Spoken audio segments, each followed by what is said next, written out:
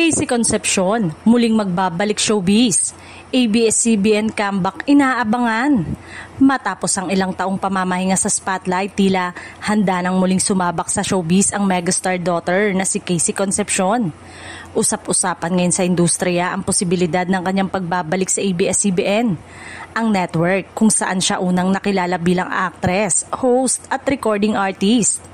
Si Casey, na huling napanood sa ilang pelikula at TV appearances bago pansamantalang lumayo sa showbiz, ay matagal nang hinihiling ng kanyang mga fans na bumalik sa telebisyon. Bagamat abala siya sa personal na buhay at ilang negosyo, nananatiling bukas ang pinto para sa kanyang muling pagharap sa kamera. Sa mga nakaraang panayam, inamin ng aktres na nakatanggap siya ng ilang alok para sa proyekto, ngunit mas pinili muna niyang unahin ang kanyang well-being at mga personal na plano.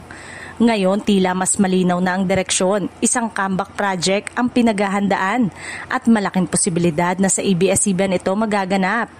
Kung matutuloy, magiging espesyal na pagbabalik ni Casey dahil muli siyang makakasama sa iisang tahanan kung saan nagsimula ang kanyang karir.